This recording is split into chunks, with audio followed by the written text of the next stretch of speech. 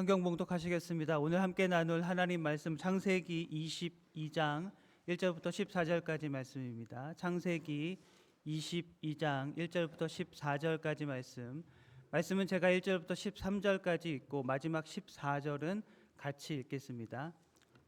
창세기 22장 1절부터 14절에 있는 하나님의 말씀입니다. 그 일 후에 하나님이 아브라함을 시험하시려고 그를 부르시되 아브라함아 하시니 그가 이르되 내가 여기 있나이다. 여호와께서 이르시되 내 아들 내 사랑하는 독자 이삭을 데리고 모리아 땅으로 가서 내가 네게 일러준 한 산 거기서 그를 번제로 드리라. 아브라함이 아침에 일찍 일어나 나귀의 안장을 지우고 두 종과 그의 아들 이삭을 데리고 번제에 쓸 나무를 쪼개어 가지고 떠나 하나님이 자기에게 일러 주신 곳으로 가더니 제3일에 아브라함이 눈을 들어 그곳을 멀리 바라본지라. 이에 아브라함이 종들에게 이르되 너희는 나귀와 함께 여기서 기다리라. 내가 아이와 함께 저기 가서 예배하고 우리가 너희에게로 돌아오리라 하고 아브라함이 이에 번제 나무를 가져다가 그의 아들 이삭에게 지우고 자기는 불과 칼을 손에 들고 두 사람이 동행하더니 이삭이 그 아버지 아브라함에게 말하여 이르되 내 아버지여 하니 그가 이르되 내 아들아 내가 여기 있노라. 이삭이 이르되 불과 나무는 있거니와 번제할 어린 양은 어디 있나이까. 아브라함이 이르되 내 아들아 번제할 어린 양은 하나님이 자기를 위하여 친히 준비하시리라 하고 두 사람이 함께 나아가서 하나님이 그에게 일러주신 곳에 이른지라. 이에 아브라함이 그곳에 제단을 쌓고 나무를 버려놓고 그의 아들 이삭을 결박하여 제단 나무 위에 놓고 손을 내밀어 칼을 잡고 그 아들을 잡으려 하니 여호와의 사자가 하늘에서부터 그를 불러 이르시되 아브라함아 아브라함아 하시는지라. 아브라함이 이르되 내가 여기 있나이다 하매 사자가 이르되 그 아이에게 내 손을 대지 말라. 그에게 아무 일도 하지 말라. 내가 내 아들 내 독자까지도 내게 아끼지 아니하였으니 내가 이제야 내가 하나님을 경외하는 줄을 아노라.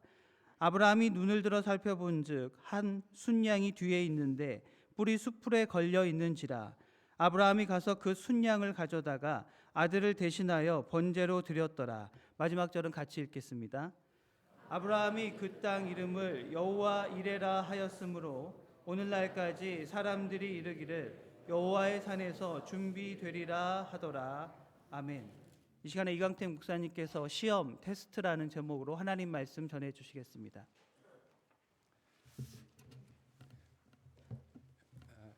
예배 자리에서 만나서 반갑습니다. 옆에 분하고 인사하시죠.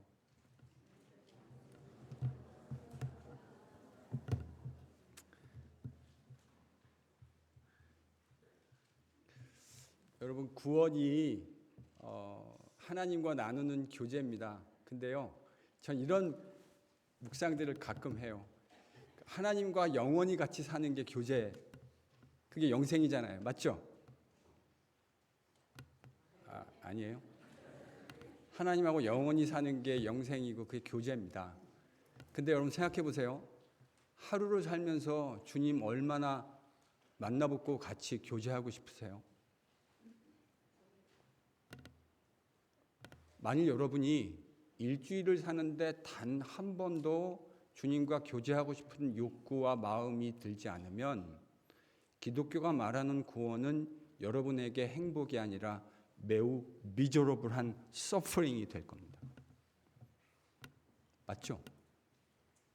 아니 주님과 만나서 교제하는 게 구원인데 단 한 번도 주님과 생각해 본 일도 없고 그렇게 살다가 나중에 주님을 만나면 만나고 싶지 않은 주님과 평생을 사는 건데 그게 어떻게 행복이겠습니까? 이거보다 제가 볼 때요, 그거는 완전히 고통 중에 프라임 서퍼링일 것 같아요. 그렇지 않아요? 아니시군요. 전 그럴 것 같아요. 그게 논리적이지 않습니까? 기독교의 구원은 하나님과 날마다 이미 이 땅에서 누리는 행복이고 교제입니다. 그분을 보고 싶고요. 그분을 만나고 싶고 날 위해 십자가의 고통을 감당하신 그렇게 나를 끔찍하게 사랑하시는 분을 진짜 만나고 싶어요. 그래서 만나야 얼싸안고 교제가 되지 않을까요? 저는 오늘날 기독교인들을 보면 참 안타깝다라는 생각을 합니다. 주일에 한번 교회 가주고 교회 헌금도 좀 해주고 그러면서 성도의 의무를 다했으니 나는 예수 믿으니 구원 받을 거라고 생각하는 교인들이 의외로 많으신 것 같아요. 저는 말합니다. 그런 분들은요, 주님 앞에 구원 얻을 생각 하지도 마세요. 기독교 구원은 하나님의 은혜를 그렇게 값싸게 취급한 일이 없습니다. 저는 오늘날 기독교가 왜 이렇게 힘이 없게 되었는가 생각할 때에 우리가 발을 너무나 낮춰놨기 때문이라고 생각해요. 목사들이 성도들 비위 맞추느라고 그들의 귀에 즐거운 이야기들을 너무나 많이 해주었기 때문이에요. 성경이 개런티해주지 않은 이야기들을 목사가 마음대로. 그런 의미에서 우리 KPC 성도들 다시 정신 차릴 수 있기를 축원합니다. 이 목사부터 우리 장로님들부터 우리 교회 모든 성도들 기독교의 진정한 예수 그리스도의 피 묻은 진리의 복음 앞에 다시 세워지는 저와 여러분 될 수 있기를 축원합니다. 하이라이트를 벌써 해버린 것 같은. 좀 너무 엄숙해진 것 같아가지고요. 옆에 있는 분에게 이렇게 한번 마지막만 권면해 주시면 돼요. 마지막 제가 하는 단어만 옆 분에게 하시면 돼요. 아름다움이 당신의 죄악이라면 당신은 사형감입니다. 한번 해보세요.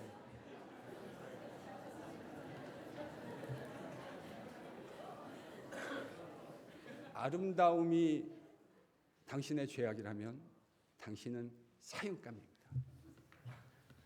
여러분의 외모가 아름답다는 말이 아닙니다.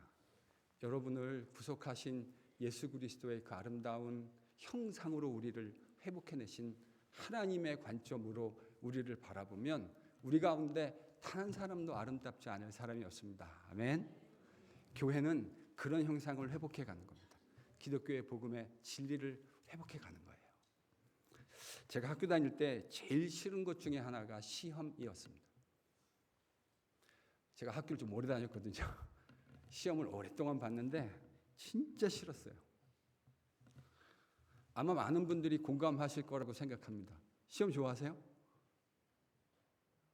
이거 좋아하시는 분은 정신이 이상하신 분이에요. 시험 좋아하는 사람 없어요. 시험은 다 누구에게나 힘들어요. 그렇던 제가, 그렇게 시험을 싫어했던 제가 신학교 선생 되고서 열심히 학생들에게 시험 치르게 했습니다. 고약한 사람이다 생각하시는 분이 계실 텐데 그런 얄팍한 수준의 이야기가 아닙니다. 제가 학생 시절 시험 보는 거 그렇게 싫어했었는데 그럼에도 불구하고 선생이 되어서 학생들에게 매우 적극적인 방식으로 시험을 치렀습니다. 여러분 대학이나 대학원에 가면 막 퀴즈 보고 미텀 보고 파이널 보고 막 이런 선생님들 있잖아요. 제가 그랬어요.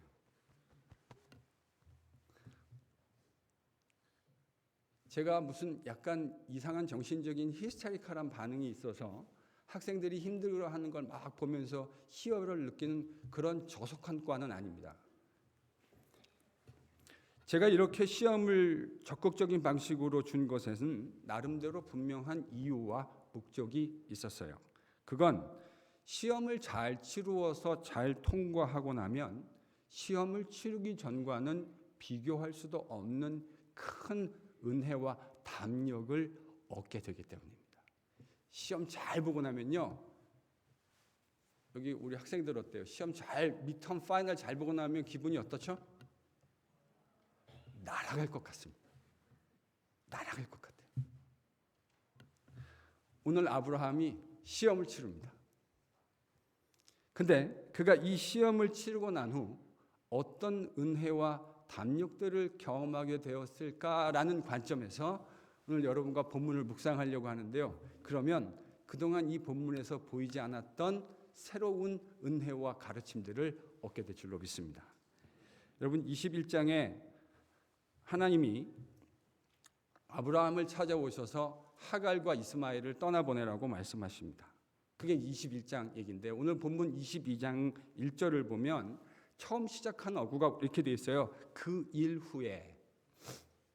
그 일이란 21장에 등장했던 하나님 하갈과 이스마엘을 떠나보내는 그 이후에 있었던 일련의 사건들을 언급하는 것임에 틀림없습니다. 그래서 이 일 후에 그랬기 때문에 지금 시간이 어느 정도 지났는지를 정확하게 추론하는 것이 절대 쉬운 일은 아닙니다. 많은 분들이 이 본문을 읽을 때 이삭의 나이가 매우 어렸을 것이라고 생각하시는 분들이 있어요. 그런데요, 그건 사실이 아니에요. 상황으로 짐작컨대 적어도 이삭이 젖을 떼고 난 후에 잔치를 벌였던 일이 있은 후에 적어도 10수년의 시간들이 흘렀다고 보는 것이 저는 온당해 보입니다. 심지어 제가 참조해 보았던 초기 유대인들의 랍비 문헌을 참조해 보면 지금 이 시기에 이삭의 나이가 특정해서 30살쯤 되었다고 이야기하는 랍비들이 있어요. 저는 생각해 봅니다. 30살이라고 특정해서 이야기할 수 있을까? 그건 정직하게 이야기해서 문헌적으로 불가능해 보입니다. 30살까지는 안 됐을 것 같아요. 그러니까 불가능하다기보다는 그렇게 확정적으로 이야기하는 것이 어렵겠다. 이것이 학자적인 솔직한 생각입니다. 다음 주에요. 이 본문을 다시 돌아와서 묵상할 겁니다. 이 본문이 너무 중요한 본문이고 여러분들도 너무 익숙하신 본문이잖아요. 그래서 다음 주에요. 이 본문을 똑같은 본문을 또 한 번 읽어볼 거예요. 다음 주에 더 자세하게 여러분에게 이야기하겠지만 적어도 이삭이 젖을 뗀 것, 그러니까 2살 혹은 3살 정도에서부터 지금 적어도 앨리스트 10수년, 적어도 저는 한 4, 5년은 넘어갔을 거라고 생각합니다. 바로 그렇게 시간이 흘렀어요. 하나님이 아브라함을 다시 찾아오셨습니다. 10수년 만에. 그리고는 그에게 이런 명령을 하십니다. 그럼 2절을 같이 읽죠. 시작.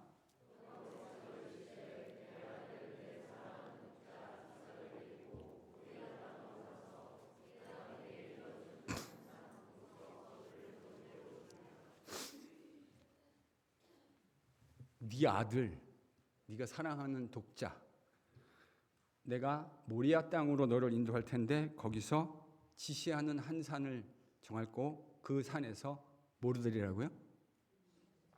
번제.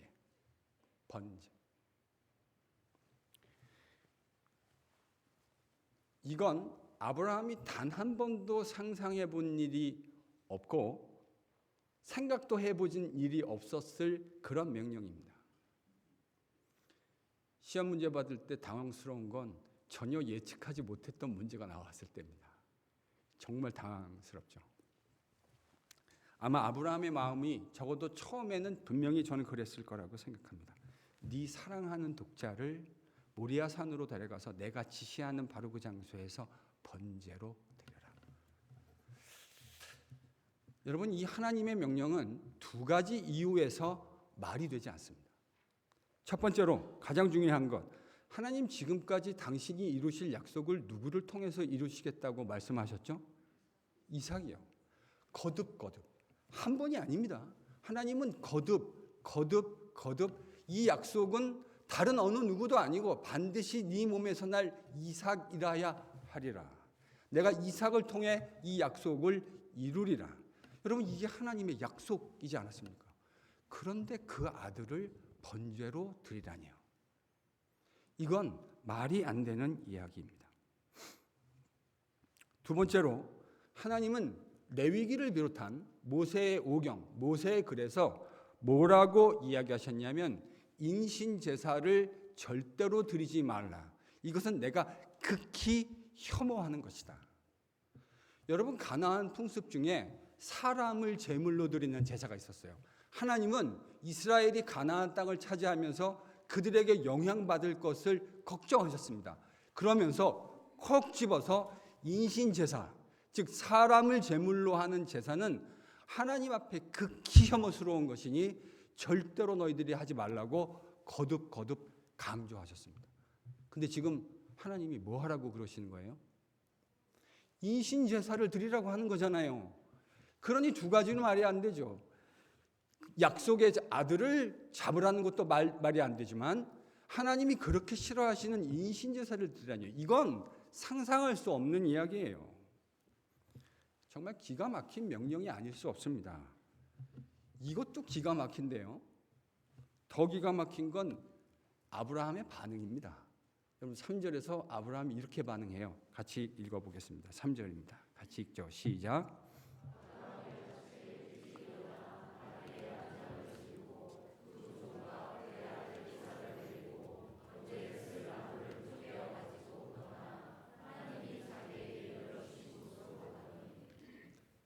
여러분 이 3절에서 여러분 다시 잘 계속 좀 보세요. 슬라이드를 보시고 어떤 단어가 여러분 눈에 이렇게 탁 스탠드 아웃 하십니까? 아침 일찍이. 왜요? 이게 21장에서 하갈과 이스마엘을 보내라고 말씀하셨을 때 아브라함이 어떻게 했습니까? 아침 일찍이. 베브컬. 히브리 말로 그런 건데요. 아침 일찍이. Early in the morning. 무슨 말이죠? 즉각적으로 주저함 없이. 와, 이 명령도 기가 막힌데요. 아들을 제사로 제물로 드려라. 이 명령도 기가 막힌데 저는 더 기가 막힌 게 아브라함의 반응이에요. 여러분이 만약에 저와 여러분이 그런 상황이었다면 하나님께 뭐라고 항변할 수 있었을까요? 적어도. 저는 이런 생각. 저는 약간 성격이 삐딱한 사람이거든요. 그래서 뭐라 그랬을 것 같냐면 하나님이 정말 1억입니까? 주실 때는 언제고? 제 통해서 약속이 이루어진다며요. 저는 이랬을 것 같아요. 마음속에 정말로. 근데요. 아브라함이 하나님의 말씀 앞에 1절 이야기를 달지 않습니다. 아침 일찍. 그러니까 창세기 저자는 아브라함의 하나님 말씀에 대한 순종이 매우 즉각적이었고 어떠한 항변도 있지 않았다는 사실을 21장에 이어서 22장에 또 한 번 강조해주고 있는 거예요. 정확하게 똑같은 표현이 사용되고 있습니다. 이번에도 아브라함은 주저함 없이 망설임 없이 아침 일찍 일어나 두 종과 번제에 쓸 재물 없이 그 나무들을 쪼개어 나귀에 얹고 그 길을 떠납니다. 아브라함에게서 하나님 말씀, 명령에 대한 어떤 주저함이나 망설임이 전혀 보이지 않습니다. 어떻게 된 일일까요? 어떻게 이렇게 말도 안 되는 명령, 황당한 명령에 어떻게 이렇게 말도 안 되는 순종이 가능했을까요? 아브라함이 하나님을 경험했기 때문입니다. 뭐 했다고요? 하나님을 경험했어요. 여러분, 신앙은 텍스트북에 기록되어 있는 게 아니에요. 살아계신 하나님은 성경에서 우리가 당연히 만나야 하지만 그 하나님은 우리의 삶의 현장에서 오늘도 경험할 수 있는 분이십니다. 겸손히 그분을 사모하고 그분의 나타남을 사랑하는 자에게 하나님은 오늘도 나타나 주십니다. 이걸 경험해야 돼요. 이걸 경험해야 진짜가 되는 거예요. 성경에 나타나는 그 하나님, 문자 안에 머물러 계신 하나님이 아니라 내 삶에 관여하시는 하나님, 내 삶을 지극히도 관심이 어린 눈으로 쳐다보시는 그 하나님을 경험하게 된 것이죠. 아브라함이요, 하나님을 경험했습니다. 말도 안 되는 짓거리들을 했거든요. 이집트에서 마누라 팔아먹고 지 살겠다고. 근데 그때 하나님이 그에게 형용할 수 없는 은혜를 베푸십니다. 설명이 불가능해요.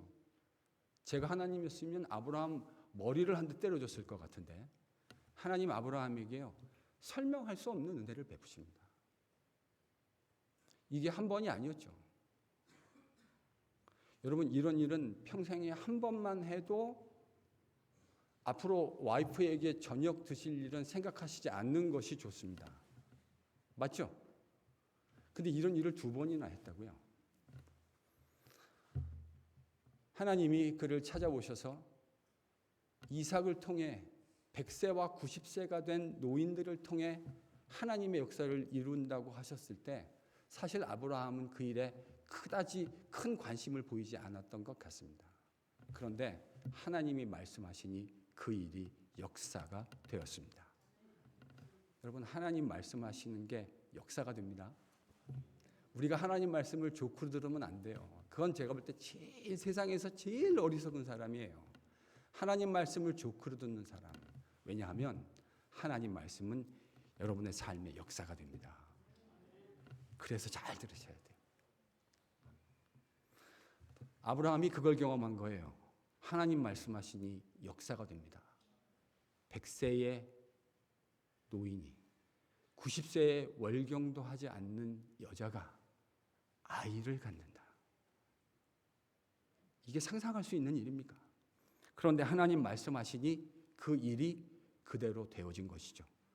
말씀하시니 되어진다는 사실을 깨달은 아브라함, 하갈과 이스마엘 보내라는 그 하나님의 말씀에 저도 한 민족을 내가 이루게 하겠다는 그 하나님의 약속을 받아들이고는 아브라함은 한마디의 질문도 하지 않습니다. 뭐가 생긴 거죠?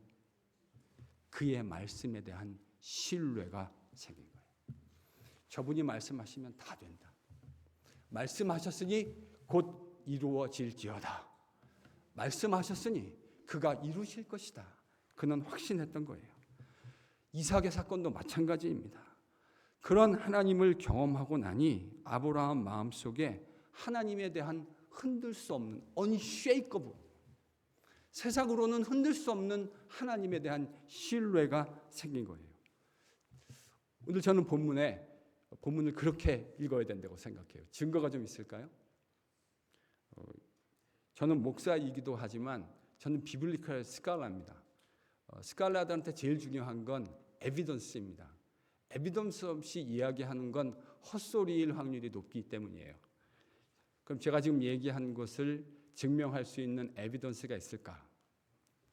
히브리서 11장 17절에서 19절은 오늘 본문을 배경으로 하는 이야기를 이렇게 멋들어지게 기록해 놓았습니다. 히브리서 11장 17절에서 19절 같이 읽겠습니다. 시작.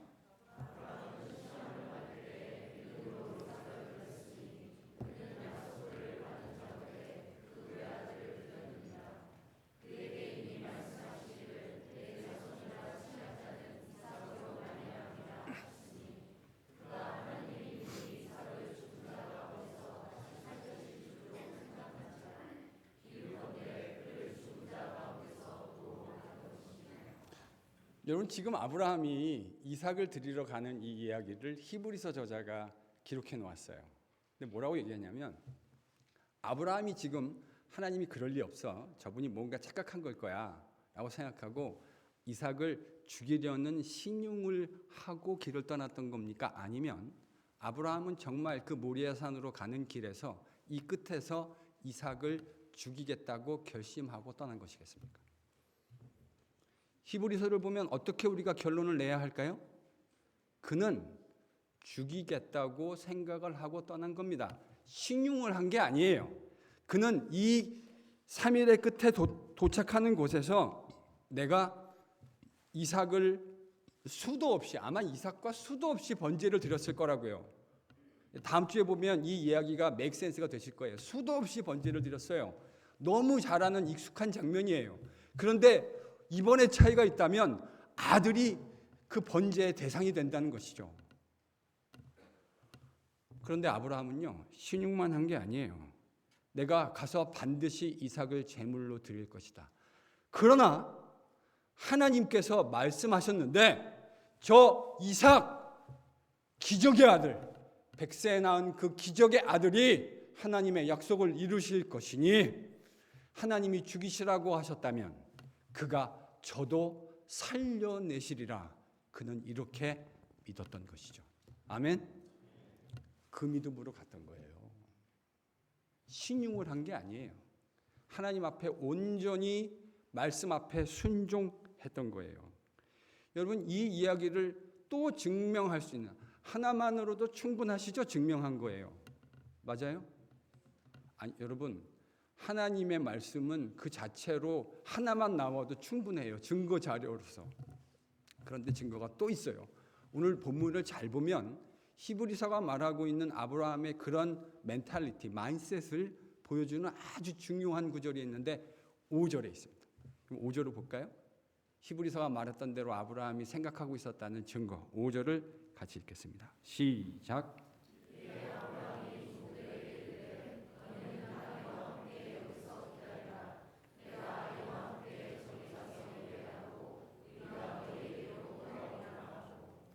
여러분 어떤 단어가 여러분 눈에 이렇게 확 들어오시나요? 우리가. 와, 아브라함은요 이미 알고 있었어요. 근데 원래 떠날 때는 뭐 하려고 그랬죠? 죽이려고 했던 거죠.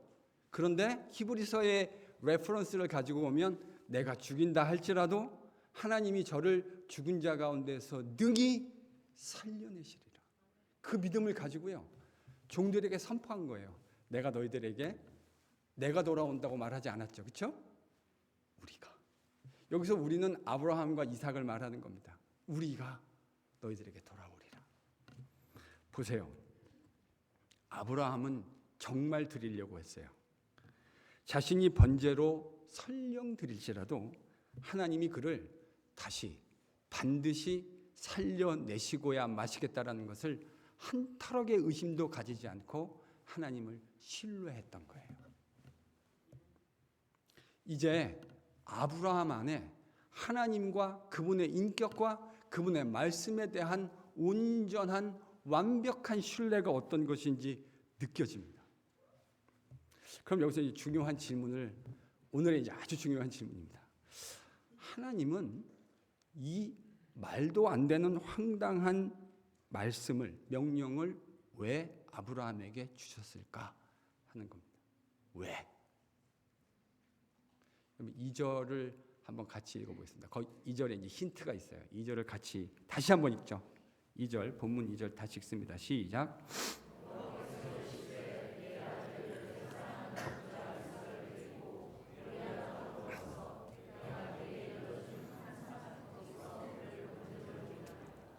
자, 하나님 뭐라고 명령하셨냐면 내 아들 내 독자 이삭을 번제로 드리라. 그렇게 말씀하셨습니다. 맞죠?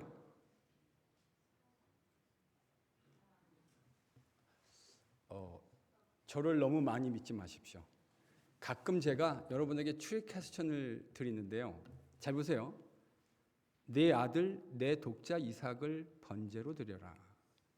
라고 말씀하시지 않고 하나님이 만약에 이걸 우리가 지금 이 음성을 보컬라이즈 해가지고 들을 수 있다면 하나님은 어디에다가 강조를 실어서 말씀하셨을까요? 네 아들, 네가 저는 이제 이렇게 표현해도 될 것 같아요. 성경 원문에는 없지만 아마 이런 의미가 있었어요. 네가 그렇게 끔찍이도 사랑하는 네 독자. 이해가 되실까요? 네가 그렇게 끔찍하게 사랑하는 독자. 그 아들을 내게 번제로 바쳐라. 1절에 하나님이 아브라함을 시험하시려 하셨다라는 이야기가 등장합니다. 이게 시험인데 그렇다면 시험의 내용은 뭐죠?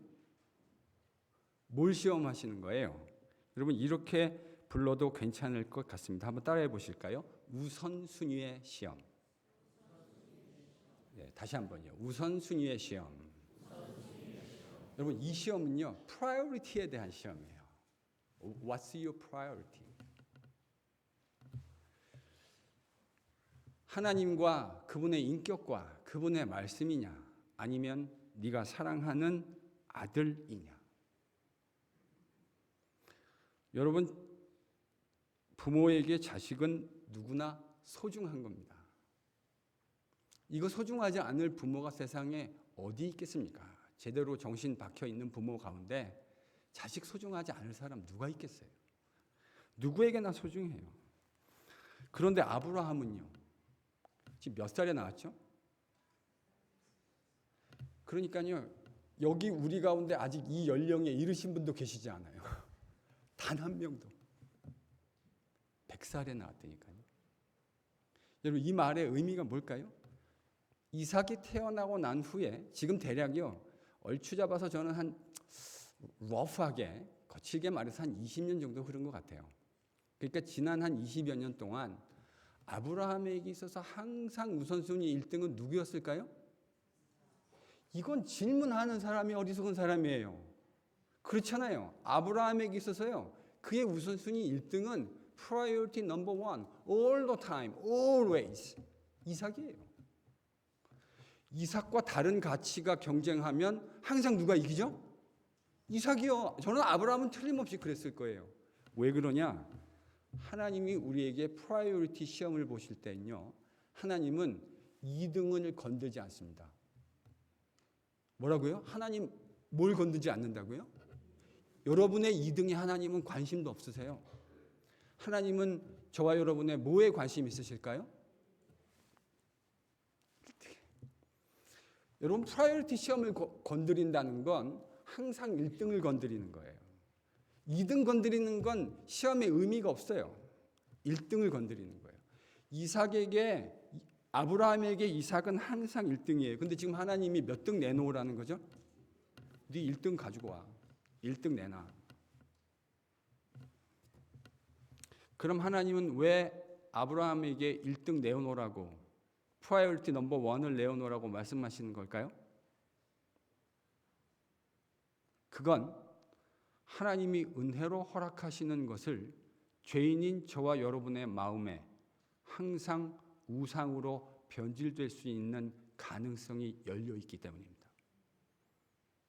하나님이 우리에게 프라이어리티 넘버 1 시험을 보실 때는요. 저는 거의 이게 정답일 것 같아요. 그게요. 우리 마음속에 우상이 되지 않게 배려하시는 하나님의 은혜라는 사실을 기억하실 수 있기를 바랍니다. 하나님은 여러분의 2등에는 관심도 없으세요. 하나님은 꼭 여러분의 1등에 관심이 있다고요. 여러분 우리가 지난주에 신명기 말씀 묵상하는데 제 마음속에 탁 강하게 와닿는 말씀이 있어요. 그건 뭐냐면 내 여호와 하나님은 질투하시는 하나님이시라. 무슨 하나님이요? 질투하는 하나님. 하나님은 저와 여러분의 마음속에 2등이 되고 싶은 마음이 없으세요. 하나님은 몇 등이 되고 싶으신 거죠? 1등이 되고 싶으신 거예요. 우리의 인생에 1등이.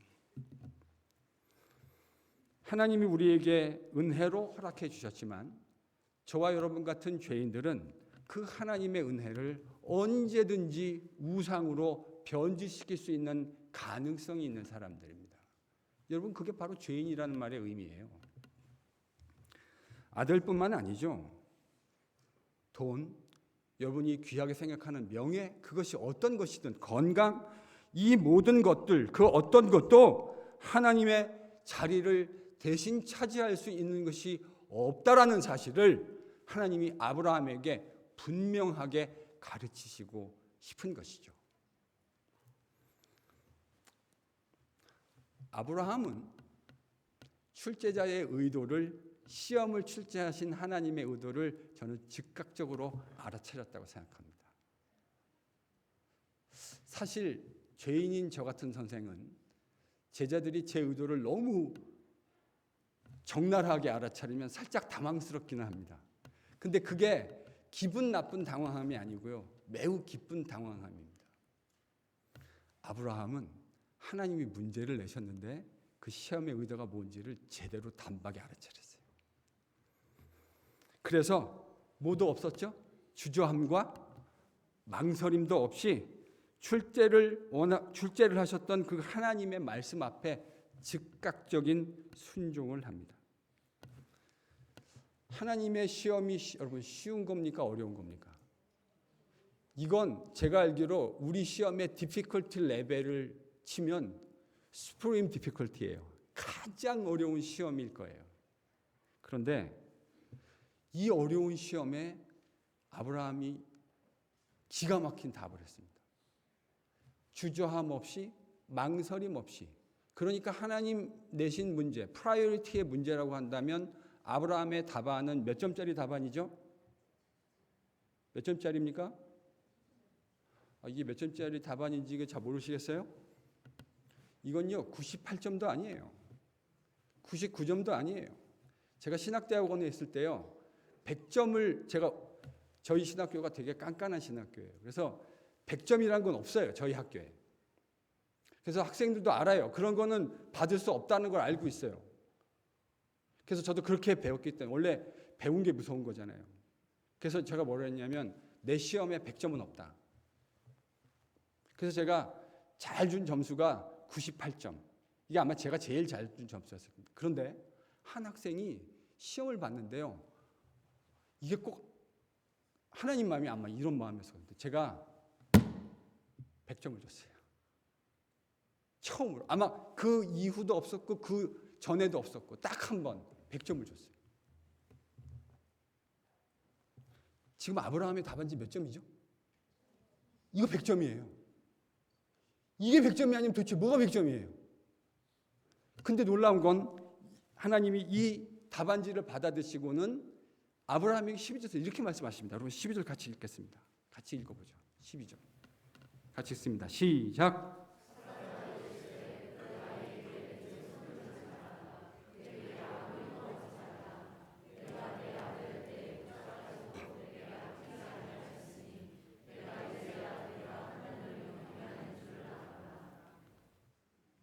하나님이 지금 몇 점이라고 답안지에다가 딱 도장 찍어 주셨습니까? 100점. 100점. 네, 이제 안다. 네가 그 어떤 것도 나와 내 말씀보다 앞세우지 않다라는 거 내가 안다. 100점. 아브라함은 자신의 독자보다 하나님의 말씀과 그분의 인격이 훨씬 더 중요했군요. 맞습니까? 맞아요? 그걸 말로 증명한 게 아니고 뭘로 증명했죠? 그의 행동으로. 그의 행동으로. 그걸 보신 우리의 모든 것들을 감찰하시는 하나님이 100점. 이걸 오늘날의 말로 애들에게 쉽게 주일학교 애들에게 설명한다면 자, 하나님 시험 냈고 아브라함 답안지 제출했고 답안지 받으신 하나님이 100점 말씀하신 거예요. 아들이 소중하지 않다는 말 아닙니다. 어떻게 소중하지 않을 수가 있겠습니까? 그런데 하나님을 섬기는 예배자, 참된 예배자 아브라함, 하나님의 인격과 그분의 말씀보다 그 어떤 것도 앞세우지 않았습니다. 여러분, 이게 하나님이 만들고자 하시는 진짜 예배자의 표준입니다. 제가 이게 아멘이 많이 안 나올 줄 알았어요. 왜냐하면 오늘날 조국교회와 이민교회 표준이 현격하게 낮아져 있어요. 예수 믿고 제가 설교 초반에 얘기했죠. 주일 가서 예배 좀 드려드리고 헌금 좀 내주시고 그러면 나는 이미 구원받은 사람이고 조금 더 열심히 노력하면 하나님이 잘 봐주셔서 이 땅에서 잘 살게 되어지고 목사들이 이따위로 가르쳤기 때문에 오늘날의 교회가 여러분 이렇게 되어 있는 거예요.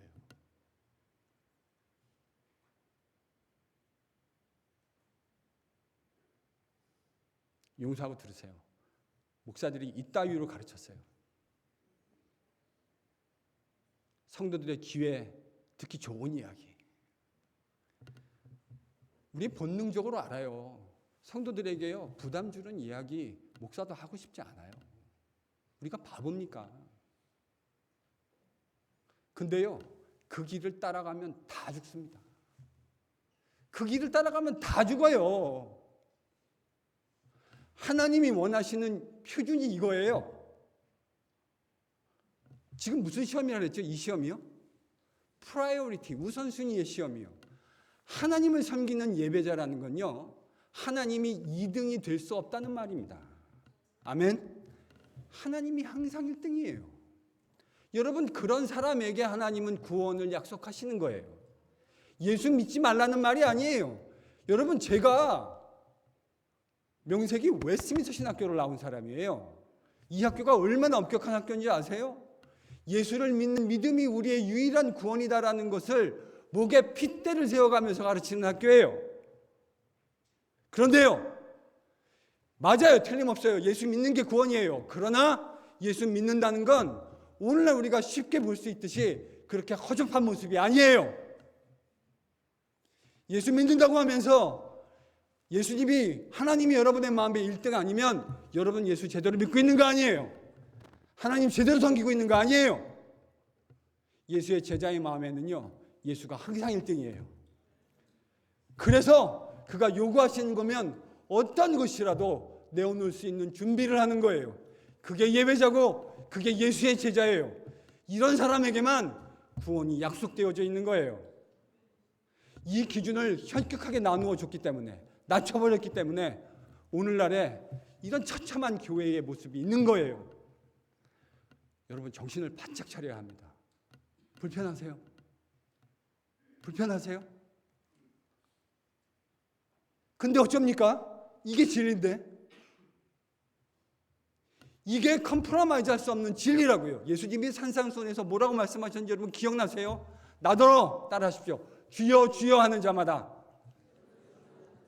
천국에 들어갈 것이 아니요, 내 아버지의 뜻대로 행하는 자라야 들어가리라. 하나님 말씀을 조크로 여기지 마세요.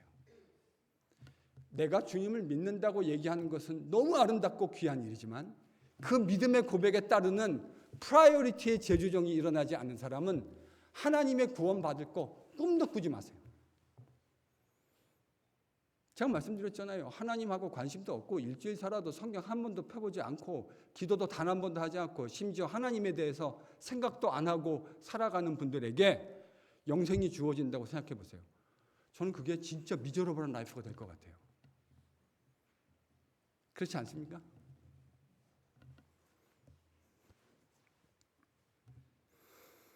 바로 이게요, 하나님만을 섬기는 진짜 예배자입니다. 성도 여러분, 하나님만 예배하는 새로운 인류, 아브라함을 통해서 지금 하나님이 그거 만들고 싶으신 건데요, 그런 성도들의 삶에, 예배자의 삶에는 우선순위가 선명하게 보입니다. 하나님이 항상 프라이어리티, 우선순위 넘버1이 되십니다. 저와 여러분의 삶에 그런 축복이 임하기를 축원합니다. 진짜 그 길을 가실 수 있기를 바랍니다. 제가 성도들을 위해서 기도하는데 저는 솔직히 이런 마음입니다. 여기 앉아 계신 모든 분들이 현실적으로 다 구원 얻는 예수의 제자가 될 것이라고 경험적으로 생각하지 않아요. 그래서 저는 예수 그리스도의 생명의 복음을 여러분에게 전하지 않을 수가 없어요. 여러분 이게 기준입니다. 이 기준을, 예수 그리스도를 믿고 예수님 걸어가신 십자가의 좁은 길을 따라 걷겠다고 맹세하고 걸어가는 사람들에게만.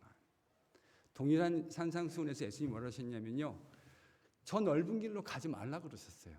왜냐하면 그 넓은 길은 길이 넓고 찾는 사람들이 많아요. 그런데 그 마지막은 주님이 뭐라고 그러셨는지 기억하십니까? 멸망이요. 예수 그리스도가 프라이어리티가 되어서 그 십자가의 길을 제자가 되어서 걸어가고 결단하고 순종하려 걸어가는 사람들, 여러분 그 길 끝에 뭐가 있죠? 거기 예수님이 계시고 영생이 있는 거예요.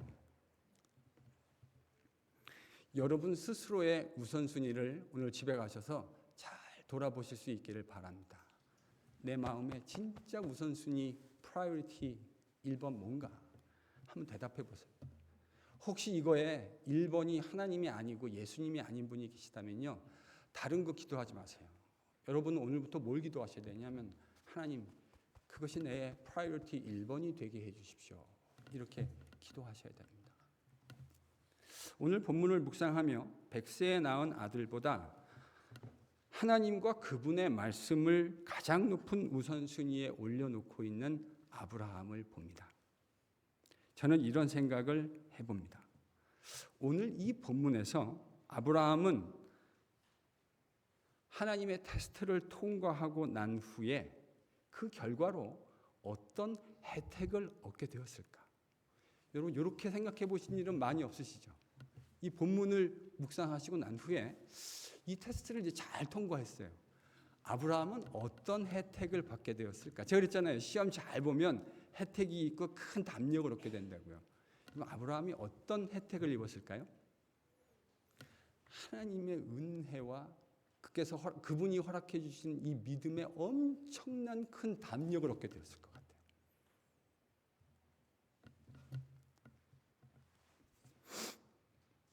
물론 여러분, 시험은 누구에게나 다 어렵습니다. 그러나 그 시험을 잘 통과하면 분명하게 누리는 혜택이 있습니다. 질문 좀 바꿔볼게요. 이 이야기, 어떤 혜택을 누렸나 하는 이야기를 좀 질문을 바꿔볼까 합니다. 오늘 이 시험을 통과하고, 본문에는 없어요. 본문에는 없는데 아브라함이 다시 모리아산에서 다시 브에세바, 자기가 있는 곳으로 돌아오지 않았겠습니까? 집으로. 그 돌아오는 아브라함의 마음속에 이 길이 며칠 길이었죠? 3일 길이요. 그러니까 이 3일 동안에 지금 아브라함은 엄청난 묵상할 수 있는 기회를 얻은 것이군요. 이 3일 동안 돌아오는 아브라함의 마음이 어땠을까? 여러분 한번 상상해 보세요. 그러면요, 성경에 나와 있지 않지만 이런 상상을 할 때 꽤나 유익한 묵상이 됩니다. 아브라함 마음이 어땠을까요? 저는 매우 복잡 미묘한 감정이었을 거라고 생각합니다. 그러니까 한마디로 우리가 어떤 감정을 정리하기 어려울 때 영어에서는 이렇게 말하잖아요. complicated emotion. 그렇죠? 그러니까 마음이 이렇게 막 섞여 있는. 근데 이제 아브라함 마음속에 그러니까 1차적으로 가장 그의 마음속에 드는 마음은 어떤 마음이었을까요? 저는 이거였을 것 같아요. 안도감. 아니, 시험을 잘 보긴 했지만 이 시험이 다리가 후들후들 걸리는 시험 아니었을까요? 적어도 결과가 아직 일어나지 않았으니까 하나님에 대한 신뢰는 있지만 마음속에 이게 막 플레전트한 익스피리언스는 아니잖아요. 시험 보는 게 그럴 수 없죠. 아브라함은요, 이 길이 지금 아들을 잡으러 가는 길이라고요. 근데 하나님의 역사를 경험했어요. 여호와 이레, 다음 주에 볼 겁니다. 다음 주에 더 묵상하게 될 건데요. 하나님이 그를 다시 돌려주시는 은혜를 받았어요. 그래서 그의 마음속에 안도감과 적지 않은 큰 기쁨으로 저는 충만했을 거라고 생각해요. 그게 이제 첫 번째 큰 이모션일 겁니다. 또한 저는 이 시점에 아브라함의 심리 상태를 묘사하는 가장 좋은 프레이즈가 이거일 것 같아요. 한번 따라해 보실까요? 하나님의 은혜와 사랑에 크게 압도되었다. 저는 아브라함이요, 이 돌아오는 길 내내 하나님의 은혜와 사랑에 압도되었을 것 같아요. 왜 압도되었을까? 그 이유가 이렇습니다. 여러분, 우리가 아브라함 내러티브를 지금까지 계속 묵상해 왔잖아요. 그렇죠? 지금 아브라함이 100점짜리 답안지를 내고 하나님께 100점이라고 하는 결과를 받아들였습니다. 그리고 집으로 돌아오고 있습니다. 근데 이게 아브라함의 실력입니까? 어떻게 생각하세요?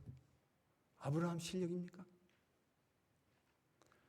아브라함이 언제부터 이렇게 신실했죠?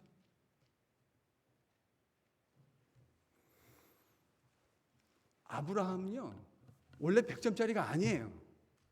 아브라함은 낙지점을 받아야 되는 사람이었다고요. 그런데 하나님이 신실하셨습니다. 하나님이 그를 매 순간 붙드셨습니다. 낙지점 받아야 할 빵점짜리 아브라함인데 그 빵점짜리를 하나님이 100점짜리 만들어 놓으신 거 아닙니까? 우리가 창세기에서 묵상하는 스토리가 그 얘기해주고 있는 거 아니에요? 아브라함의 신실함이 아니에요. 하나님의 포기하지 않는 신실함이 있었기 때문에 오늘의 아브라함이 있었던 것이죠. 아브라함이 변한 게 아니에요. 하나님이 그를 변하게 만드신 거예요. 그분의 포기하지 않는 신실하심이, 그의 그침없는 거침없는 하나님의 사랑이 그리고 은혜가 오늘 아브라함을 만들어 낸 거예요. 사실 아브라함 스토리를 읽어보면서 저는 참 많은 위로를 받아요. 왜냐하면 아브라함이나 저나 별반 다르지 않은 사람이라는 사실을 확인하기 때문입니다. 와이프한테 미안한데 저도 아브라함 상황이 되면 와이프 팔아먹을 수 있을 것 같아요. 장담 못하겠어요. 나는 그렇지 않겠노라 라고 말하고 싶기는 한데 제 수준과 실력이 거기에 도달하는지는 잘 모르겠어요. 정직하게. 아브라함의 실력이 아닙니다. 그럼 여러분은 창세기를 근본적으로 잘못 읽으신 거예요. 하나님의 신실하심입니다. 그의 거침없으신 멈추지 아니하시는 사랑과 신실하심이 오늘의 아브라함을 만들어 내신 겁니다. 여러분, 100세에 낳은 독자 아들을 번제로 드리라는 명령이 어떻게 쉬운 명령이겠습니까?